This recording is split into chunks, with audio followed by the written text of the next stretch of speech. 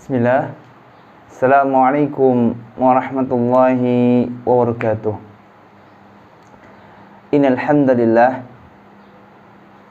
nahmaduhu wa nasta'inuhu wa nastaghfiruh wa na'udzu billahi min syururi anfusina wa min sayyiati a'malina.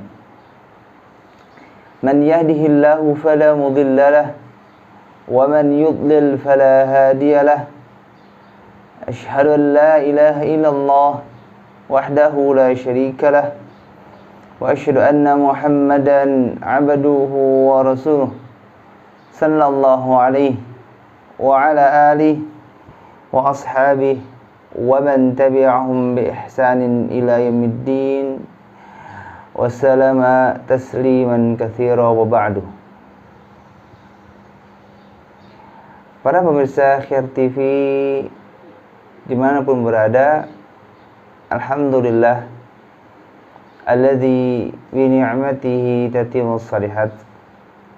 Sebab nikmat Allah Azza wa Jalla kita diberikan kemudahan kembali untuk bisa duduk bersama di majelis ilmu, meskipun melalui media sosial atau melalui online kajian streaming.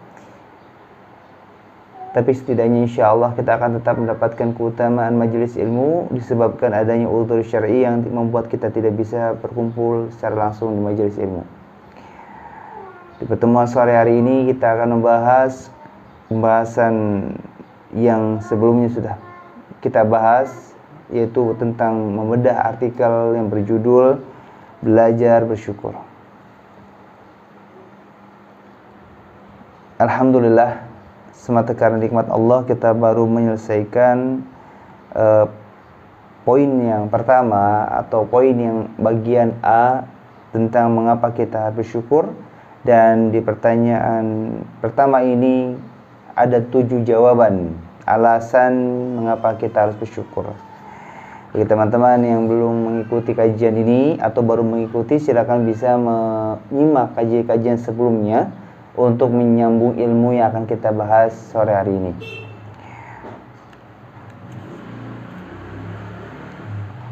Kemudian, seperti yang sudah saya janjikan, maka selanjutnya kita akan membahas poin yang B atau pertanyaan yang kedua, yang merupakan bagian terakhir dari tulisan ini atau artikel ini.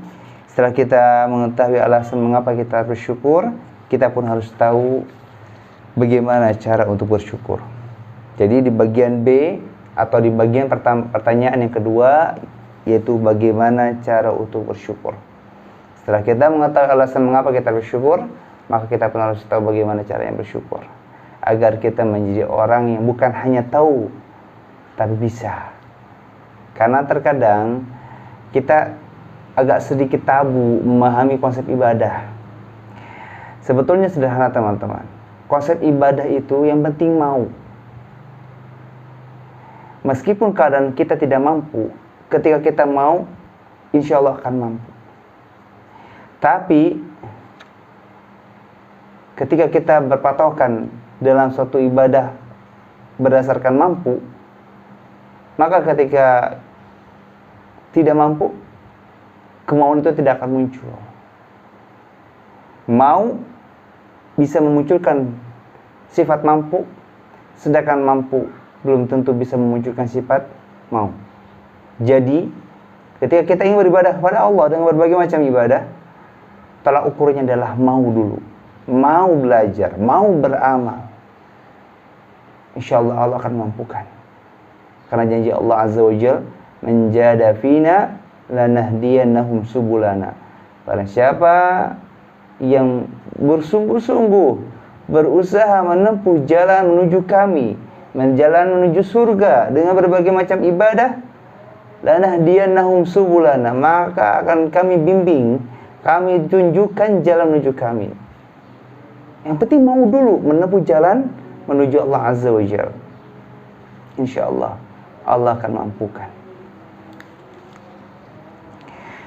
Baik, di antara cara yang bisa kita pahami dan kita amalkan untuk bersyukur, pertama, yaitu caranya adalah menyadari dan mengakui bahwa seluruh nikmat yang kita dapatkan itu berasal dari Allah Azza wa Jalla. Saya ulangi, untuk menjawab bagaimana cara untuk bersyukur, maka jawabannya pertama, menyadari dan mengakui bahwa seluruh nikmat yang kita dapatkan itu berasal dari Allah. Karena orang yang bersyukur itu akan selalu berusaha, bahkan terbiasa menisbatkan setiap apa yang didapatkannya itu kepada Allah. Dia mendapatkan nikmat yang sedikit, dia yakin, oh ini dari Allah. Dapat kiriman makanan siang dari tetangga. Kalau kita selalu berusaha menjadi orang yang bersyukur, setelah memahami alasan-alasan mengapa kita harus bersyukur, maka konsekuensinya biasanya kita akan muncul penisbatan, penyandaran, otomatis ngeling gitu kan. Ketika dapat sesuatu dari siapapun, dari manapun, oh ini dari Allah. Tidak melihat kuantiti, besar, kecil, banyak, sedikitnya. Tapi apapun didapatkan di dunia ini itu dari Allah.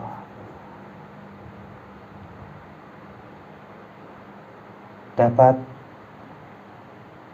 pinjaman uang, itu dari Allah. Karena ketika seseorang diberikan kemudahan di setiap keadaannya, itu bertanda Allah menolongnya. Dengan catatan, jika seseorang ini termasuk kita yang mendapatkan nikmat ini berdasarkan ketaatan. Jadi ketika kita melakukan ketaatan, mendapatkan feedback dari ketaatan ini dari Allah berupa nikmat, berupa rezeki, berupa kemudahan, itu dari Allah. Berupa kenikmatan, bukan azab. Karena seperti yang sudah saya pernah jelaskan, ketika kita mendapatkan nikmat disebabkan kemaksiatan, kelalaian, kezaliman, bukan karena ketaatan, itu bukan nikmat, tapi laknat. Nanti jatuhnya kepada sifat istidraj Allah. Allah mengulur tempo. Allah akan azab, tapi nanti ketika dia sudah semakin tenggelam ke dalam kelalaiannya. Kita kembali ke pembahasan ini bahwa ketika kita berusaha menjadi orang bersyukur, maka akan lebih mudah untuk menjadi orang yang bersyukur, karena dia akan tahu tahapan-tahapan untuk menjadi orang bersyukur, atau tahapan atau cara untuk bersyukur. Seperti yang tadi saya sampaikan, pertama adalah caranya untuk bersyukur, menyadari dan mengakui bahwa seluruh nikmat yang kita dapatkan itu berasal dari Allah, bukan dari selainnya. Makanya meskipun kita mungkin mendapatkan rezeki berupa upah dari pekerjaan yang kita lakukan, yakini ini dari Allah. Karena Allah, kalau tidak berikan rezeki pada kita, kita tidak akan bisa menjalani pekerjaan-pekerjaan yang diamanahkan kepada kita. Ketika kita memiliki profesi sebagai pedagang, kita mendapatkan rezeki dari Allah, maaf, berupa pendapatan atau keuntungan kecil atau besarnya, itu bukan karena pembeli, karena produk kita bagus, bukan karena produk kita tuh enak, bukan karena produk kita tuh berkualitas, bukan. Tapi karena Allah berikan rezeki kepada kita.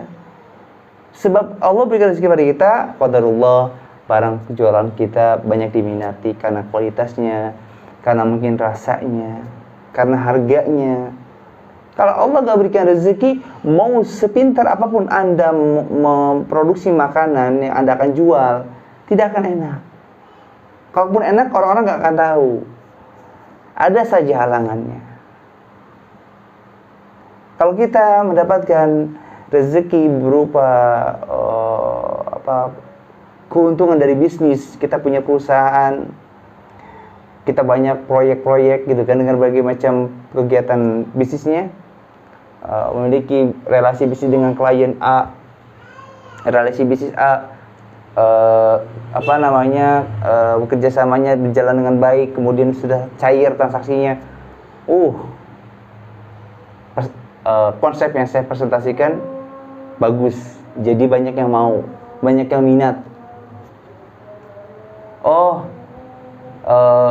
Dengan banyaknya instansi-instansi yang mengajak bekerja sama dengan perusahaan saya itu karena saya punya konsep dan saya juga punya pekerja yang handal.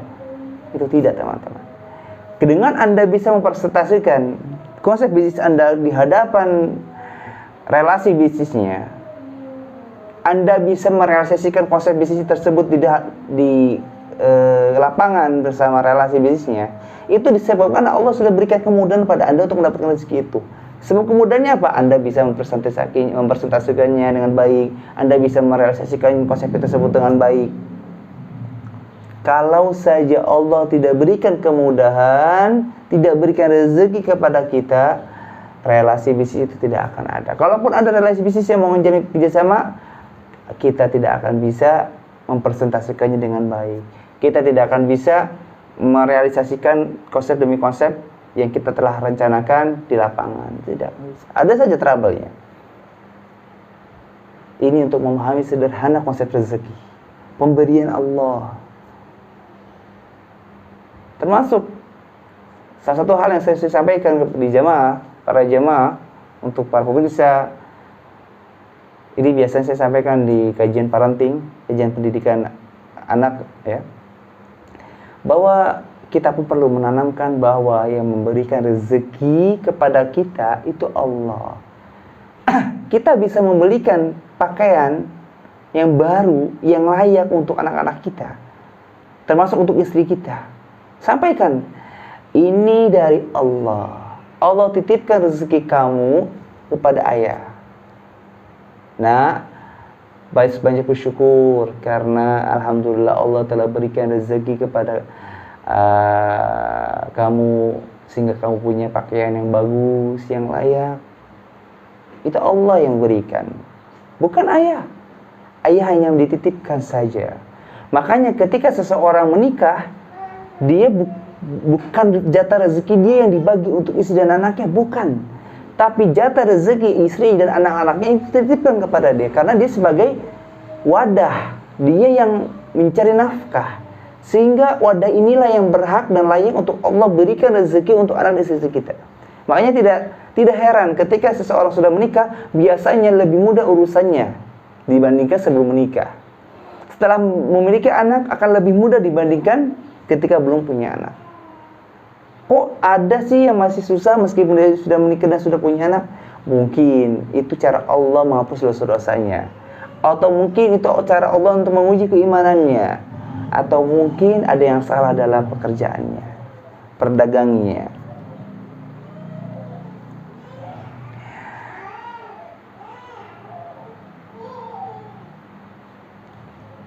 Ketika kita sudah bisa menisbatkan semua pemberian yang kita dapatkan itu dari Allah, maka kita akan meyakini bahwa apa yang kita dapatkan itu karena takdir dan rahmat Allah semata. Karena rahmat, kasih sayang, karena takdir, ketentuan Allah, apa yang kita miliki kita bisa rasakan, apa yang kita rencanakan bisa terrealisasikan. Inilah hakikat pemberian Allah terhadap makhluknya. Sebagaimana sahabat Abdullah bin Abbas radhiyallahu anhu bercerita, hadisnya cukup panjang. Saya bacakan maknanya. Teman-teman silakan bisa membaca teksnya, teks lafaz hadis ini di artikel yang sedang kita kaji di website care.com. Kata Abdullah bin Abbas, suatu ketika manusia diberi hujan di masa Nabi Sallallahu Alaihi Wasallam. Lalu beliau berkata, Nabi SAW berkata, dengan hujan ini, di antara manusia ada yang berubah menjadi hamba yang bersyukur, dan ada juga yang menjadi kufur. Sebagian mereka berkata, hujan ini adalah sebuah bukti dari rahmat Allah. Namun sebagian yang lain berkata, bintang ini dan ini sungguh telah benar. Sahabat Abdullah bin Abbas berkata, kemudian ketika adanya pernyataan semacam ini, turunlah ayat yang berbunyi atau yang bermakna, maka aku bersumpah dengan maka aku bersumpah dengan masa turunnya bagian-bagian bintang hingga ayat, dan kalian mengganti rezeki yang Allah berikan dengan mendustakan Allah. Quran surah Al-Waqiah ayat 75 sampai 82. Dan hadis ini riwayat Imam Muslim nomor hadis 107. Kita ulangi sekali lagi hadis ini. Di masa Nabi sallallahu alaihi wasallam, kata Abdullah bin Abbas, beliau cerita pernah turun hujan.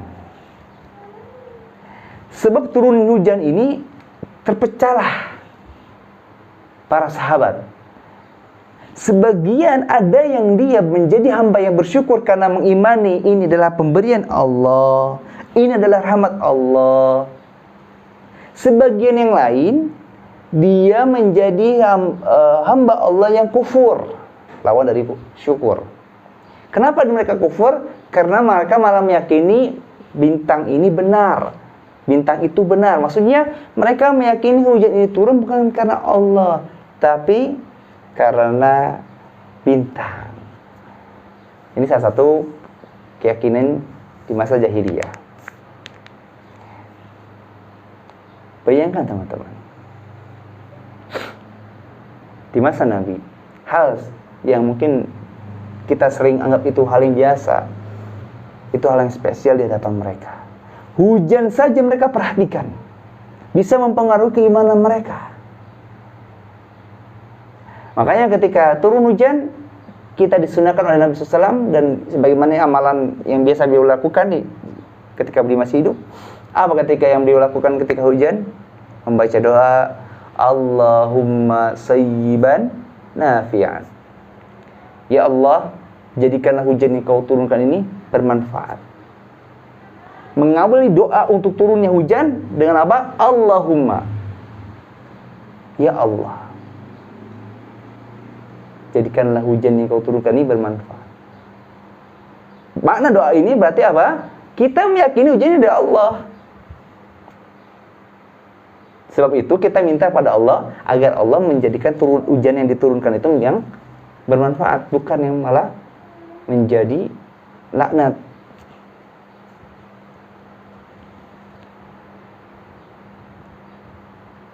Dan sebab adanya kejadian ini Allah menurunkan ayat dan surah Al-Waqiah ayat 75 hingga 82. Satu di akhir ayat ini Allah menyatakan bahwa kalian mengganti rezeki yang Allah berikan dengan mendustakan Allah. La haula wala quwwata illa billah. Allahumma a'inna ala dzikrika wa syukrika wa husni ibadatik. Ini kebiasaan kita teman-teman. Ketika Allah berikan rezeki kepada kita, bukan ketaatan yang kita tampakkan ke hadapan Allah, tapi malah kemaksiatan yang kita perlihatkan kepada Allah.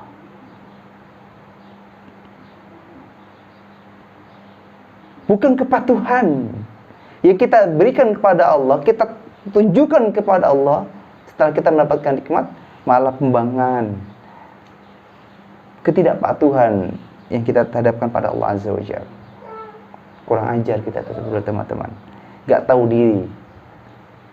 Kadang mungkin kita lebih sadar kalau kita dapat nikmatnya besar, melimpah, di luar ekspektasi. Yang awalnya kita mungkin mendapat, perkiraan dapat rezeki 10 juta, kita dapat 100 juta, 50 juta mungkin, kita baru bersyukur tuh, alhamdulillah gitu. Tapi ketika dapatnya hanya 3 juta, 2 juta, bahkan lebih kecil dari itu, ya gitu aja deh, cukup. Harus cari lagi. Gak ada peningkatan ibadah, apalagi peningkatan iman.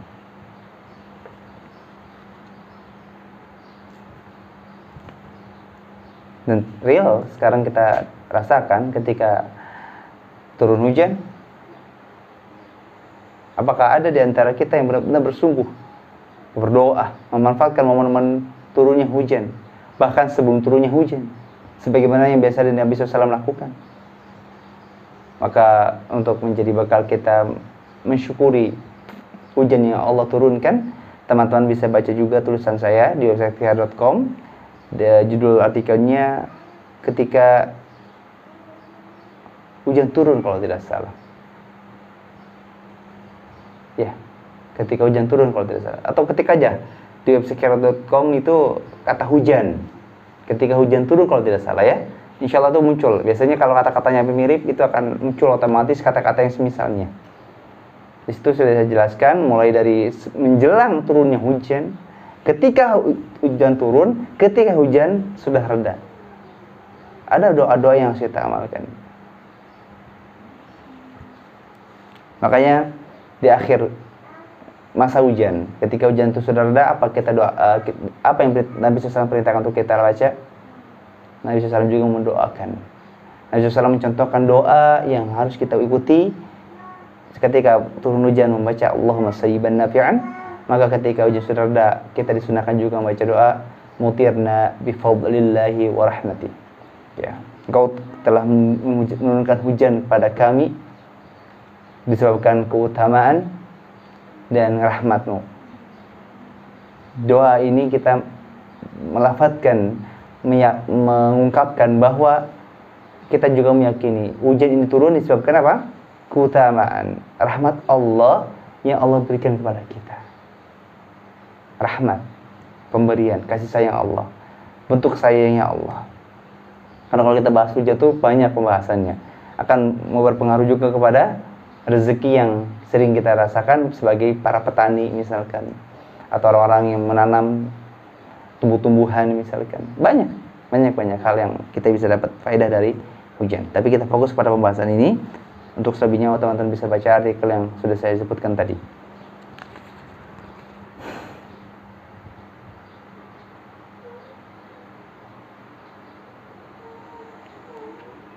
Salah satu bentuk hal yang harus kita hindari, terkadang kita mungkin sering ya, kebanyakan di antara kita tuh lebih sering menyebutkan dan mengeluhkan kesulitan yang kita hadapi kepada orang lain dengan berbagai ungkapan atau keluhan, atau dengan istilah apa? Curhat, curcol, kumpul bareng atau sengaja kumpul gitu kan, kemudian cerita, ya keluar hanya keluhan, hanya ketidaksyukuran, hanya ketidakpuasan terhadap kehidupan yang telah Allah berikan. Ngeluhnya ke siapa? Ke manusia. Yang mereka nggak bisa menolong kita, yang mereka nggak bisa menyembuhkan kita, yang mereka nggak bisa berikan rezeki kepada kita, yang mereka nggak bisa menolong kebutuhan kita. Bahkan terkadang, bahkan lebih sering juga, masalah yang kita hadapi menjadi lebih besar disebabkan apa? Orang yang kita ceritakan masalah kita malah menyebarluaskan aib-aib kita. Bukan malah memberikan solusi, malah membesarkan masalah. Inilah pentingnya kita curhat sama Allah, bukan sama manusia. Allah ketika mendengarkan curhatan kita, apa yang Allah kabulkan? Apa yang Allah lakukan? Memberikan solusi. Allah sudah menjanjikan, ud'uni astajib lakum. Minta kepadaku, berdoa kepadaku, Allah akan kabulkan untuk kalian. Sedangkan apa? Jaminan kita sebagai manusia ketika mendengarkan curhatan orang lain? Gak ada. Kita aja kadang kesulitan menyelesaikan masalah diri kita dengan keluarga kita, apalagi masalah orang lain. Terkadang begitu kan. Kemampuan kita terbatas teman-teman. Sadar diri saja. Sedangkan kata para ulama, mendengarkan aib orang lain yang diceritakan kepada kita itu berat. Mungkin ketika kita sedang tidak ada masalah, kita bisa menjaga aib tersebut. Tapi ketika kita ada masalah dengan dia, sangat sulit iman menjaga kepercayaan untuk tidak membongkar aib-aib tersebut. Hasad muncul, kurang ajar ya. Saya tahu aib-aib kamu ya, akan saya buka nanti. La haula wala quwata illa billah. Semoga Allah tidak jadikan kita menjadi orang yang demikian.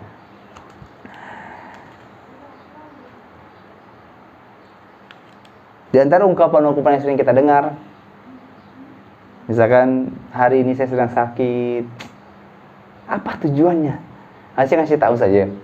Terus terkadang orang yang kita beritahu kita sedang sakit, dia nggak tahu apa adab-adab terhadap orang yang sakit, hak-hak sesama muslim yang harus kita lakukan. Kadang mereka ya udah cepat sembuh ya.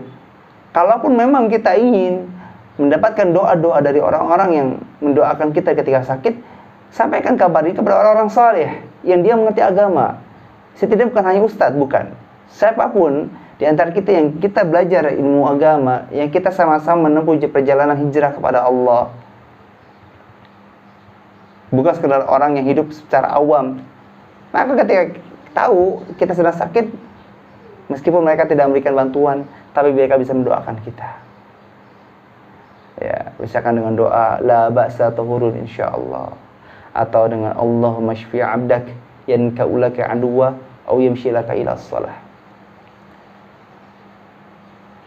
Bukan hanya sekedar syafaqallah, bukan hanya itu. Karena syafaqallah itu adalah lafaz yang memang sebetulnya berdasarkan bahasa Arab saja. Tapi kalau sesuai doa-doa sesuai Nabi atau tuntunan Nabi, itu banyak ya, bukan hanya syafaqallah.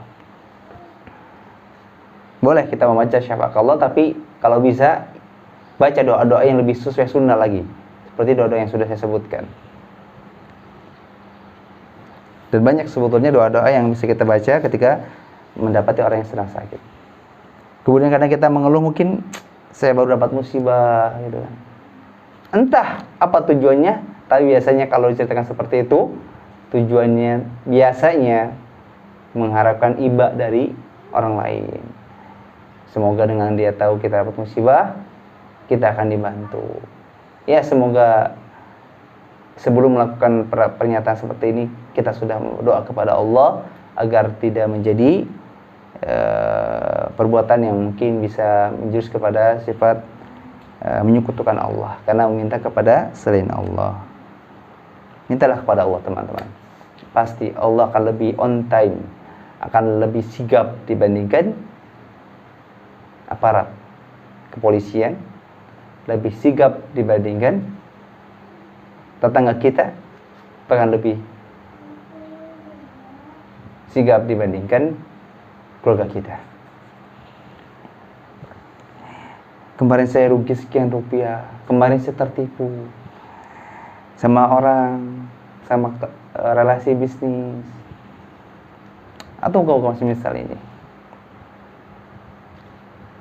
Maka ketahuilah, orang yang dia bersyukur, dia basicnya udah bersyukur, ketika mendapatkan berbagai macam hal yang tidak diharapkan, mulai dari sakit, musibah, kerugian, mengalami penipuan, maka dia akan lebih banyak menyebutkan nikmat-nikmat yang Allah telah berikan, menyebutkan kemudahan-kemudahan yang telah Allah berikan, daripada kesulitan, daripada kesusahan yang sudah dia dapatkan. Meskipun kesusahan, kesulitan, ketidakenakan, ketidaklapangan yang kita hadapi dalam kehidupan, itu pun berbeda dari Allah, yang tujuannya untuk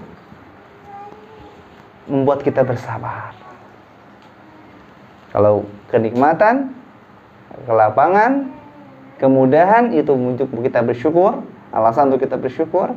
Kalau kesukaran, kesulitan, kesempitan, itu untuk kita bersabar. Karena Allah Azza wa Jalla berfirman, wa amma bi ni'mati rabbika fahadits. Ini panduan untuk kita kenapa kita harus lebih banyak menyebutkan nikmat. Karena Allah menyatakan, dan nikmat yang diberikan oleh Rabbmu, maka perbanyaklah menyebutnya. Surah Ad-Duha ayat 11. Di sini Allah lebih tekankan bahwa sebutlah nikmat-nikmat yang Allah berikan, dan berbanyaklah menyebutnya. Tapi harus hati-hati, teman-teman. Ini ada sedikit suatu hal yang harus saya sampaikan, bahwa dalam mengamalkan ayat ini, jauhkan perasaan untuk takabur dan bahkan ujub. Nih, kamu dengar ya. Saya ini kemarin sudah menggugulkan suatu proyek, karena saya bisa mempresentasikan misi saya dengan lebih semangat, dengan lebih meyakinkan, dengan lebih realistis. Kalau kamu tahu, ini nih produk makanan ini saya buat sendiri, saya punya resep rahasianya. Tapi harus ulet, harus serius, harus giat. Nggak laku nggak apa-apa, terus jualan. Nanti insya Allah juga akan berkembang.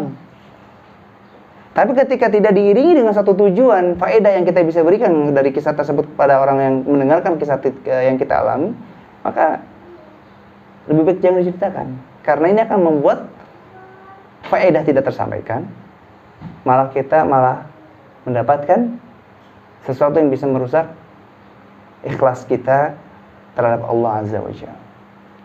Tapi kalau misalkan ada orang yang mungkin dia minta solusi, dia minta nasihat, bukan hanya soal bisnis, bukan soal kerja saja, tapi soal dia mungkin sedang butuh dalam belajar, maka berikan nasihat.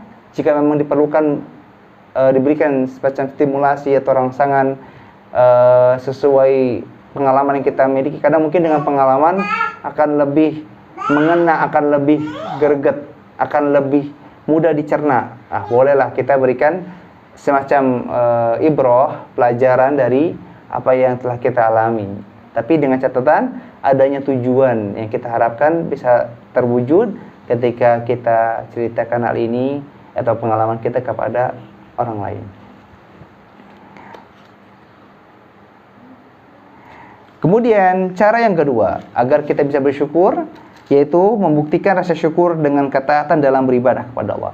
Setelah kita bisa meyakini dan mengakui semua yang kita dapatkan itu dari Allah, selanjutnya kita pun harus membuktikan dari keyakinan tersebut berupa rasa syukur dengan ketaatan dalam beribadah kepada Allah. Semakin giat ibadahnya, semakin wakal sholat, puasa, zikir, berdoa, dan amal-amal saleh lainnya daripada di masa-masa sebelumnya. Yang tadinya hanya fokus kepada yang wajib-wajibnya saja, maka ketika kita telah mendapatkan apa yang kita harapkan, atau mungkin yang tidak kita harapkan, mau Allah berikan sesuai yang apa yang kita inginkan dari kebaikan-kebaikan yang kita maksudkan. Misalkan kita mengharapkan mendapatkan uang tapi tidak mendapatkan uang, tapi malah kita mendapatkan yang lain tapi sesuai yang kita harapkan, maka tingkatkan ibadah kita. Mulailah rutinkan amal-amalan sunnah. Yang tadinya doa kalau lagi susah saja, Allah bantu, Allah tolong, maka banyaklah berdoa, bukan hanya di waktu yang susah, tapi di waktu yang lapang juga. Makanya kata Nabi SAW, barang siapa yang ingin Allah kabulkan doa-doanya ketika sempit, maka berbanyaklah doa ketika lapang. Ini satu hal yang tidak boleh kita lupakan. Jangan sampai kita menjadi orang yang ingat sama Allah kalau sempit saja.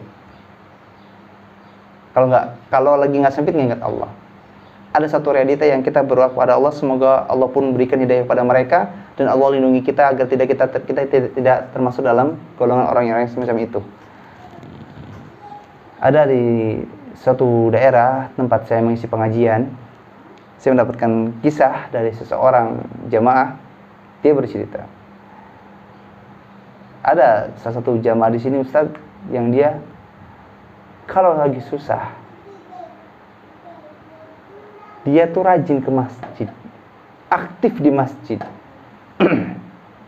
Bukan hanya ikut sholat berjamaah, dia juga jadi muadzin dan kegiatan-kegiatan di masjid lainnya itu dia ikut.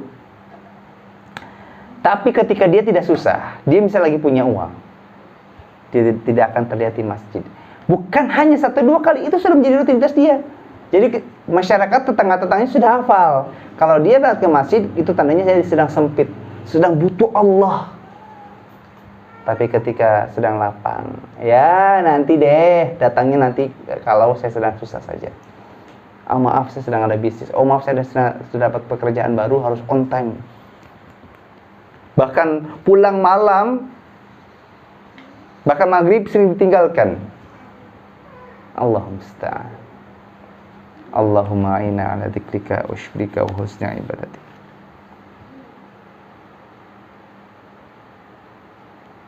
Maka di sini saya jelaskan, termasuk hal yang sangat aneh, keadaan yang sangat aneh, Jika ada seorang hamba Allah yang mengaku bersyukur, dia menyadari segala yang dimiliki semata-mata atas keluasan rahmat Allah, namun di sisi lain dia juga melalaikan perintah Allah dan mengerjakan larangan Allah.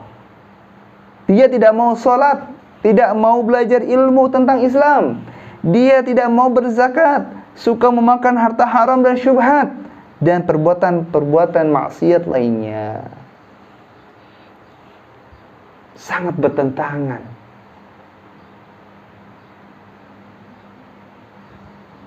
Mengakui, meyakini nikmat itu dari Allah, tapi feedback yang dia munculkan untuk menyikapi nikmat Allah ini malah dengan sesuatu yang tidak Allah sukai, dengan sesuatu yang Allah tidak cintai.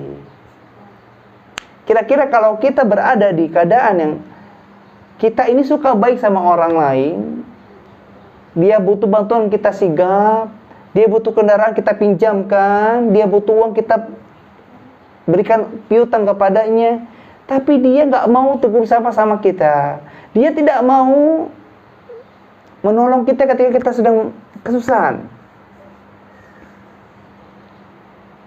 Meskipun kita kenal Allah, tapi setidaknya semoga kebaikan kita bisa menghasilkan kebaikan juga untuk diri kita.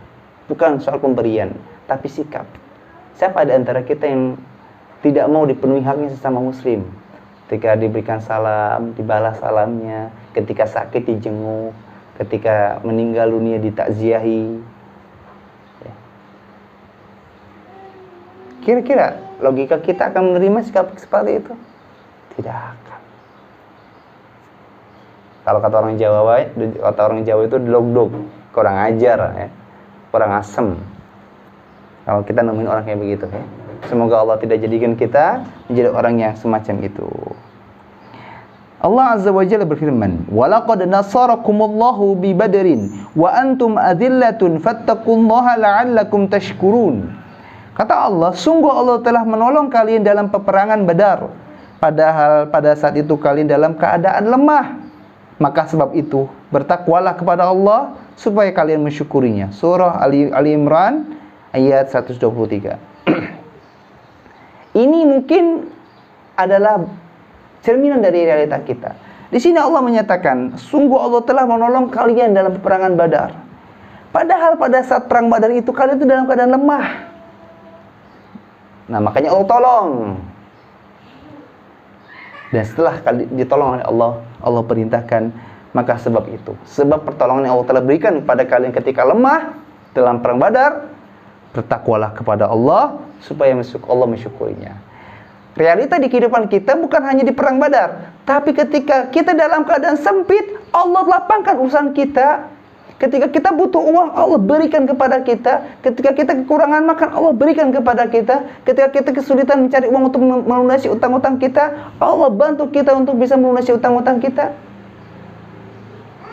Maka sebab pemberian pertolongan kemudian dari Allah tersebutlah kita harus bersyukur, bertakwa. Takwa, kalau memang kita sudah menjalankan takwa ini, feedbacknya kepada syukur. Apa sih takwa? Menjalankan setiap apa yang Allah perintahkan dan meninggalkan setiap apa yang Allah larang. Karena sebagai dasar kita memahami takwa itu hanya menjalankan apa yang Allah perintahkan, tapi tetap menjalankan apa yang Allah larang. Makanya kita tekankan, kita pahami dalam diri kita bahwa takwa itu bukan hanya menjalankan perintah Allah, tapi meninggalkan larangan-larangan, hal-hal yang tidak disukai, hal-hal yang tidak diperintahkan. Dan selanjutnya dari konsekuensi takwa mengikuti perintah Allah, menjauhi larangannya, itu adalah mengikuti sunnah Nabi dan meninggalkan sesuatu yang tidak disunnahkan oleh Nabi. Dalam ayat yang lain, Allah Azza wa Jalla berfirman, Balillaha fa'bud wa kun minasyakirin. Beribadahlah hanya kepada Allah dan jadilah hamba yang bersyukur.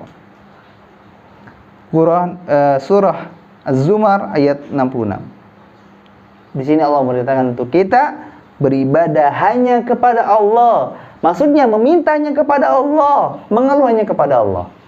Dan jadilah hamba yang bersyukur. Lagi-lagi yang memerintahkan kita untuk bersyukur siapa? Allah Azza wa Jalla.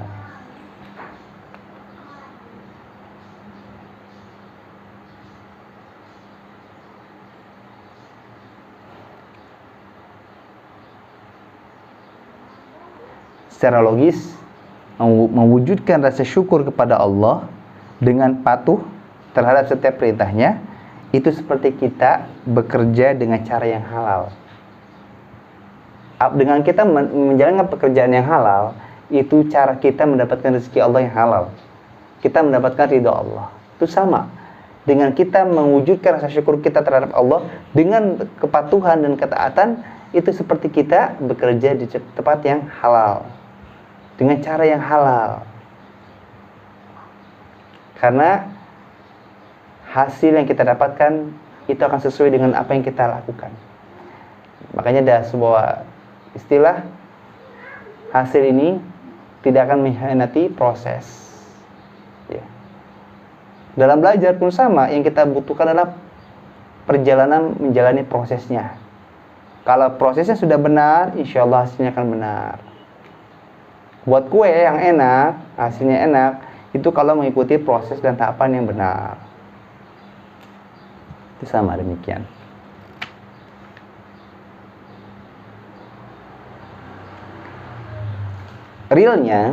Realitisnya begini teman-teman. Ketika kita bekerja, kemudian kita mendapatkan upah dari pekerjaan tersebut, dan ternyata nilai upah tersebut juga sesuai dengan yang kita harapkan. Lalu sikap apa yang akan kita lakukan kepada orang yang telah mempekerjakan dan memberikan upah kepada kita? Kira-kira apa teman-teman? Saya ulangi. Kalau kita bekerja, ya, kemudian kita dari pekerjaan ini mendapatkan upah yang sesuai kita harapkan. Misalnya kita ingin mendapatkan upah karena kita juga melihat hak kewajibannya. Hak kewajibannya seperti yang sudah dijelaskan oleh bagian misalkan HRD-nya, misalkan dijelaskan. Terus kita ditawarkan, bahkan ditawarkan pun dia langsung menawarkan sekian juta, kayaknya nih timbal dengan waktu dan tenaga yang telah kita keluarkan. Karena kalau pekerjaan ini effortnya atau tenaga yang kita kerahkan atau sesuatu yang kita kerahkan dari waktu dan tenaga kita lebih rendah daripada upah yang kita dapatkan, atau upah lebih tinggi daripada tenaga yang kita keluarkan, hasilnya tidak akan berkah. Karena sisanya kita akan mendapatkan sesuatu yang bukan hak kita. Tapi ketika effort kita seimbang atau lebih tinggi dibandingkan upah, maka sama dengan berkah rezekinya insya Allah. Nah, ketika kita sudah bekerja, kemudian kita mendapatkan upah yang sesuai kita harapkan, kemudian kira-kira balasan apa yang akan kita berikan kepada instansi tersebut atau kepada pihak orang-orang yang mempekerjakan kita tersebut? Apakah dengan kita sudah mendapatkan gaji pertama kita dengan upah yang sesuai yang kita harapkan, kemudian besoknya kita malah bolos, malah sering telat, malah sering pulang lebih dulu, datangnya lebih telat, datangnya telat, pulangnya lebih cepat? Apakah seperti itu? Tidak akan. Pasti kita akan menjadi karyawan yang akan lebih tepat waktu datangnya. Setidaknya mungkin 5 menit, 10 menit sebelum kantor dibuka, kita sudah berada di situ. Atau sudah dekat dengan tempat tersebut dalam perjalanan. Ketika pulang, kita pastikan semua pekerjaan sudah selesai atau bisa dirapikan ketika besok bisa lanjutkan lagi. Kita tidak akan berani melanggar peraturan instansi tersebut. Kita akan benar-benar mengungkapkan rasa terima kasih kepada instansi tersebut, khususnya kepada orang yang mempekerjakan kita, dengan satu hal yang diharapkan oleh mereka, yaitu berupa keteladanan. Kan begitu? Tapi bukan dengan sebaliknya. Kalau kita malah tidak patuh dengan peraturan, kita sering telat, kita pulang lebih cepat, nggak mau ikuti SOP pekerja, ya mungkin nggak nunggu sebulan lagi kita sudah dikeluarkan. Sekarang yang jadi masalah kalau kita membalas kebaikan-kebaikan Allah dengan keburukan, dengan kemaksiatan, khawatir Allah mengeluarkan kita dari golongan hamba-hambanya yang beriman. Allah cabut hidayah yang sudah Allah berikan kepada kita. Rabbana la tuzigh qulubana ba'da idh hadaitana wa hab lana min ladunka rahmatan innaka antal wahhab.